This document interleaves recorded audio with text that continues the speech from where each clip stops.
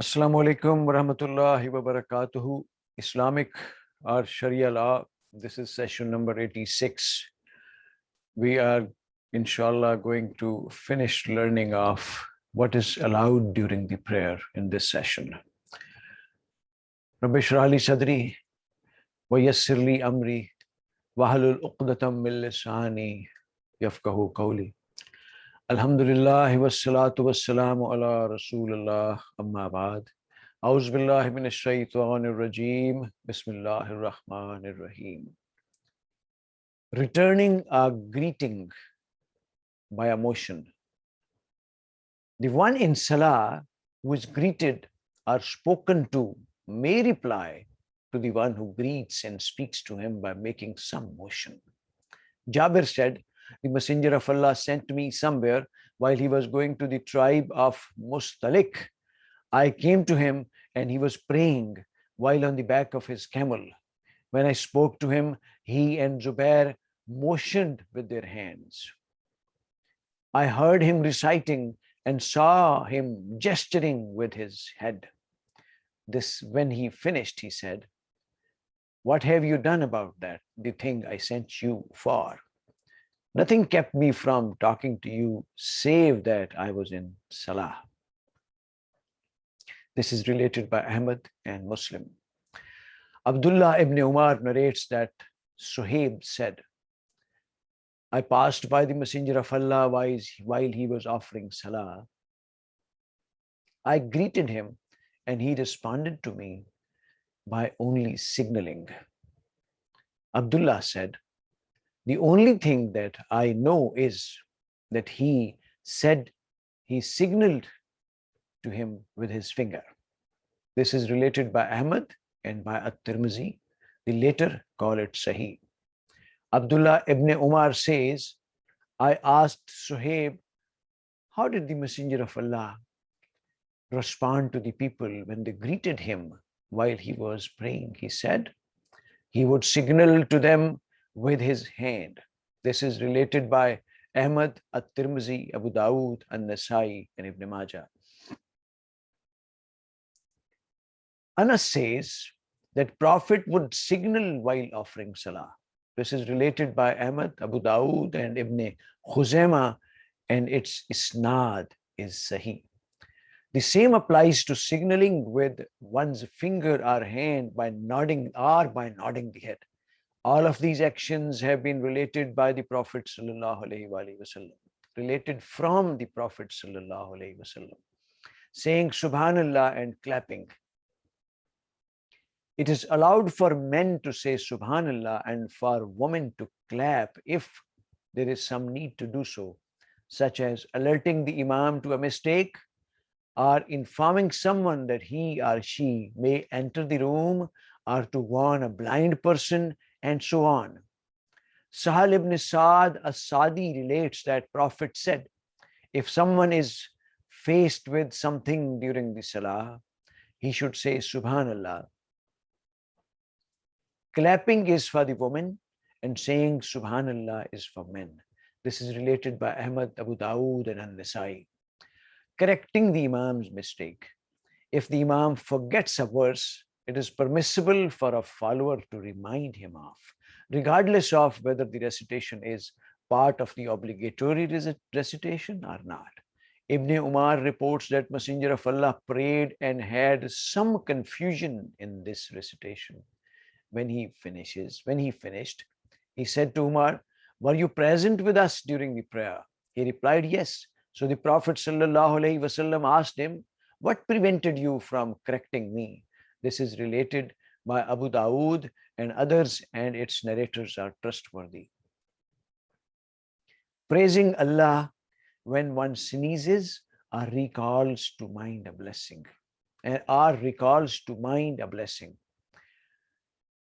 Rifa ibn Rafi relates, I prayed behind the Messenger of Allah and I sneezed and said, praise be to Allah, a great deal of praise, beautiful and blessed, as our Lord loves and is pleased with.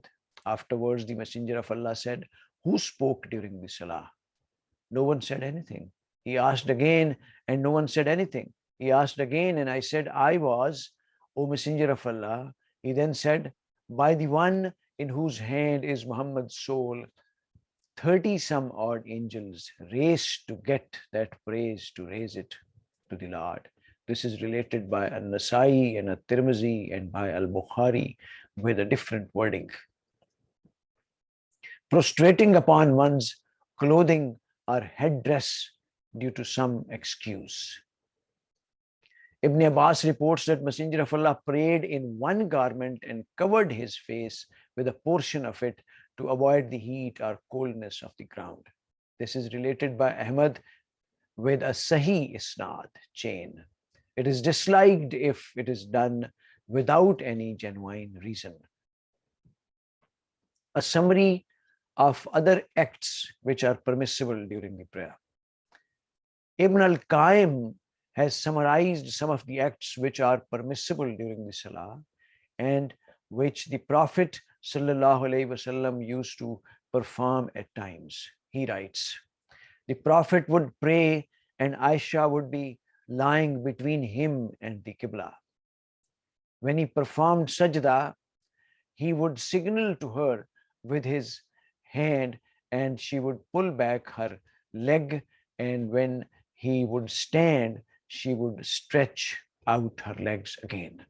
The Prophet was praying and the Satan came to him to disturb his salah, and the Prophet choked until his saliva came upon his hand.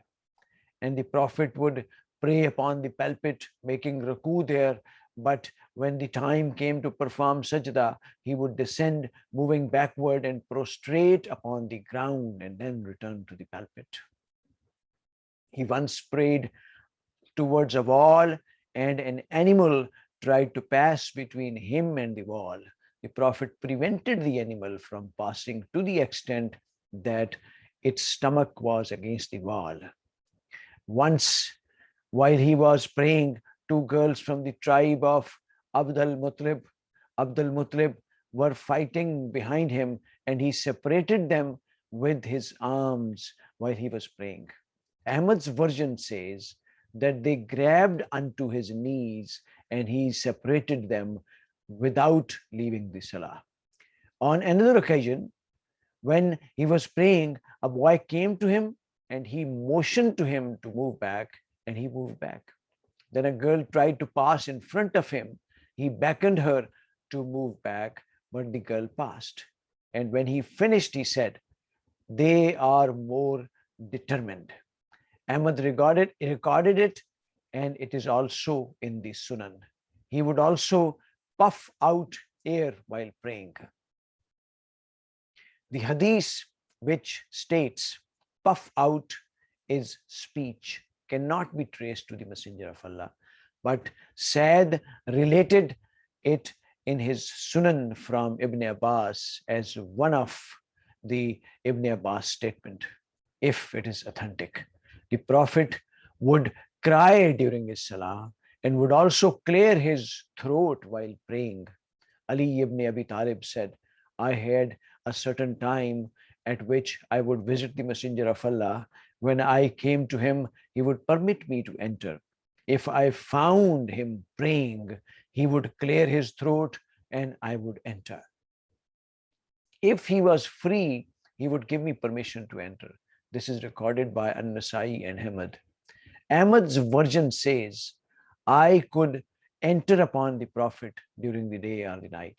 If I came to him while he was praying, he would clear his throat as a sign that I may enter.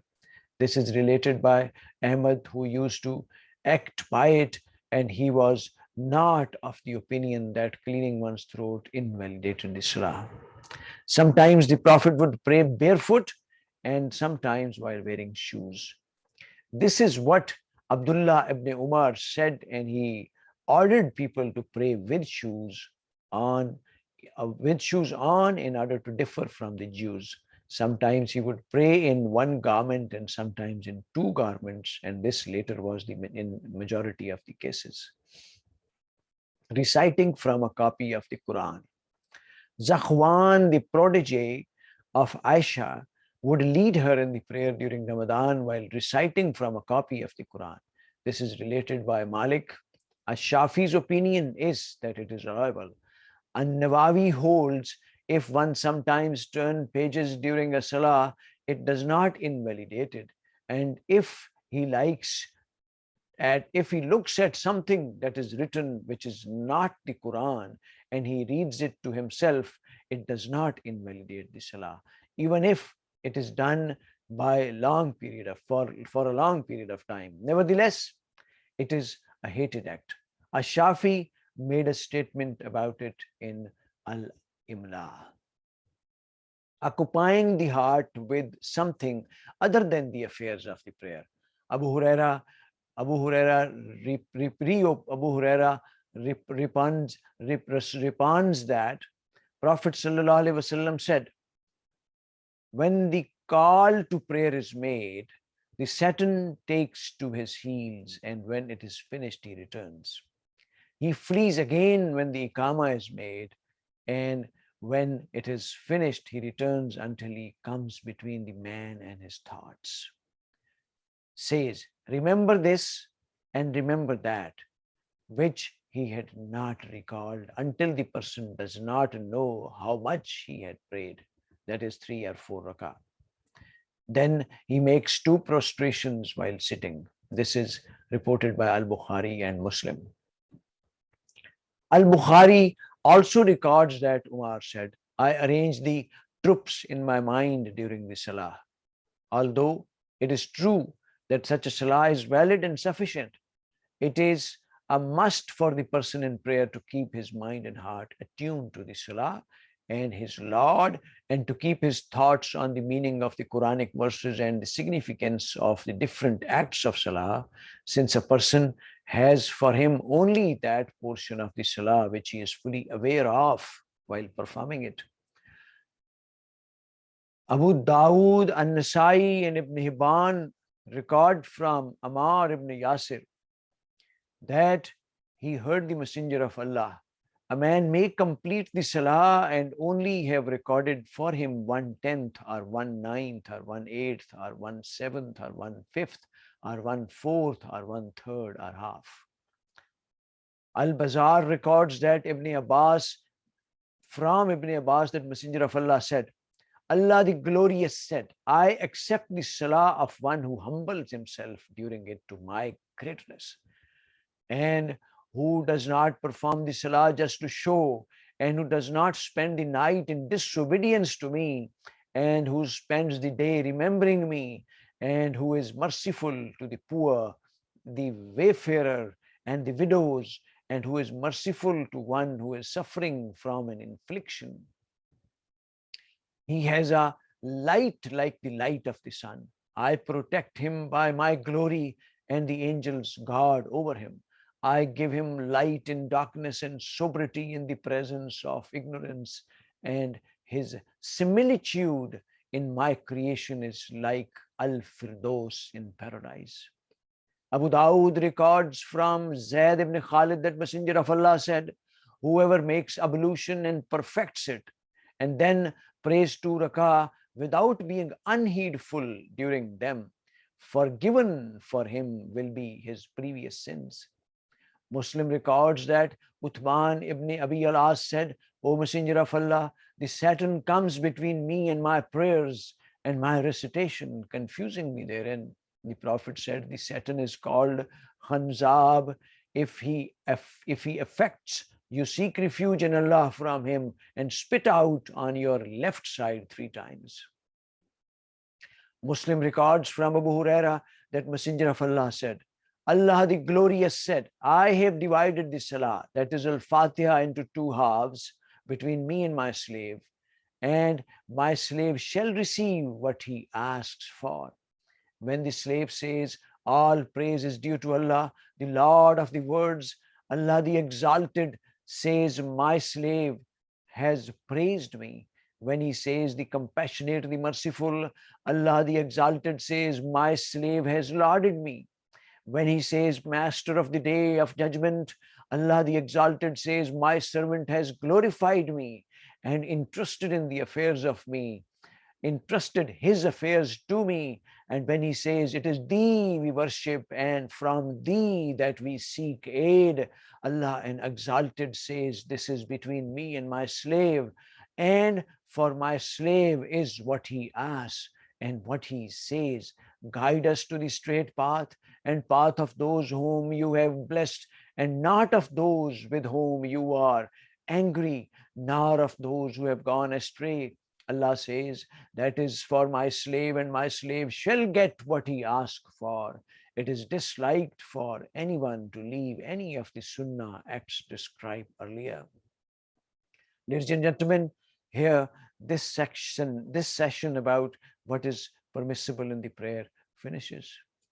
Let's very remorsefully and repentfully all together pray from Allah subhanahu wa ta'ala that He grants us sincere intention and resolve to learn commandments of Holy Quran, Siratul Nabi, Hadith, and Sunnah sallallahu alaihi wasallam.